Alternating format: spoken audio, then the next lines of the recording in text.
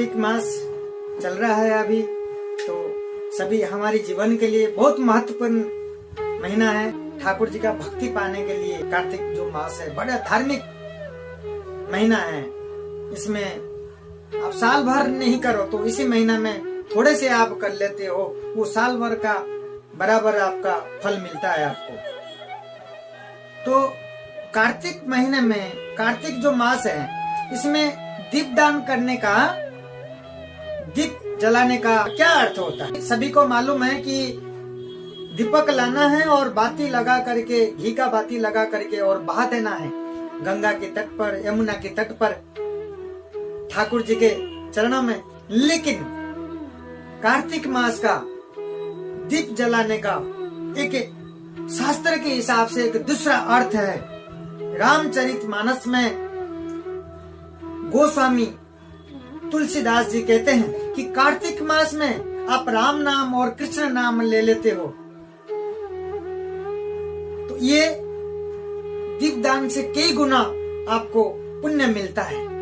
कार्तिक मास है, बहुत ही महत्वपूर्ण महीना है।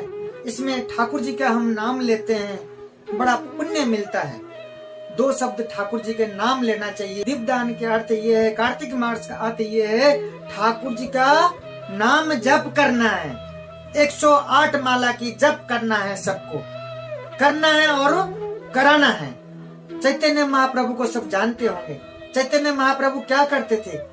भिक्षा मांगते थे। आटा चावल दाल कोई देता था, मना करते थे, ये सब मांगने नहीं जाते थे। वो क्या मांगने जाते थे? ठाकुर जी का नाम, कृष्ण नाम का जप करने का भीख मांगते थे चैतन्य महाप्रभु। घर घर जा करके, गांव गांव, गली गली, पूरे शहर में, राज्य में जा जा करके, घर घर। वो कुछ लेते नहीं थे, कोई देता था तो मना करते थे। सिर्फ उनका यही था भिक्षा का और घर घर जा करके बोलने का कि भगवान के, ठाकुर जी का नाम लीजिए। उनका प्रचार यही था। तो कार्तिक मास का खास करके हमें ठाकुर जी का पवित्र महामंत्र का जाप करना है। किसी को हम राम राम करते हैं, हरे कृष्ण करते हैं, उस सामने वाला हमें पलट के करता है। से कम आपके वजह से किसी सामने वाला के भी भला हो जाता है। आपकी वजह से किसी सामने वाला के भी भला हो जाता है। ये जो मानव का शरीर मिला है, कम से कम उसको परोपकार में लगाइए, किसी दूसरे के लिए लगाइए। मीराबाई क्या करती थी? मीराबाई का आपने गाना सुना होगा, ऐसी लगी लगन। मीराबाई का क्या कहना था? पैर में घुंघरू बांध करके गली गली मीराबाई क्या करती थी? गली गली जा करके कीर्तन करती थी, गली गली जा करके ठाकुर जी का वो पवित्र नाम का जाप करती थी, पागलों की तरह।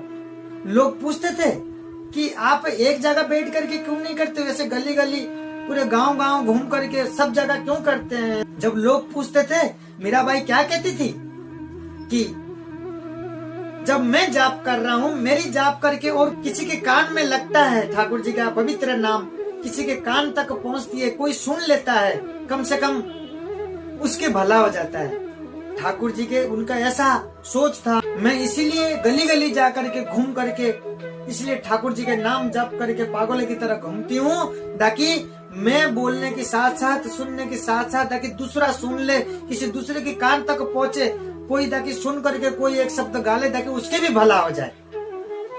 ये सोच थी। तो खास करके हमें इस पवित्र नाम का, ठाकुर जी का जो नाम है, जप करना है। कलयुग के अंदर एक ही है रास्ता पार होने का और कुछ पाने के लिए। भगवान ने खुद ने कहा है, हरि नाम की सेवाएं और किसी में नहीं है आपको कुछ मिलने वाला। तो कम से कम ठाकुर जी का पवित्र नाम का जप करें और दूसरे को कराएं, दूसरे को जोड़ें। ये बहुत पुण्य का काम है। इससे भगवान बहुत खुश होते हैं। भगवान के प्रचार करने में भगवान बहुत खुश होते हैं। कार्तिक मास में सभी को ब्रह्म मुहूर्त में जगना चाहिए। उठ करके उस सुबह के जो पवित्र समय होता है, बहुत अच्छे वातावरण होता है, उस समय उठ करके ठाकुर जी के नाम जप करना चाहिए, ठाकुर जी के नाम लेने चाहिए। बहुत लोग कार्तिक स्नान करते हैं, बहुत लोग कार्तिक स्नान करते हैं, लेकिन असली जो अर्थ है वो समझ नहीं पाते।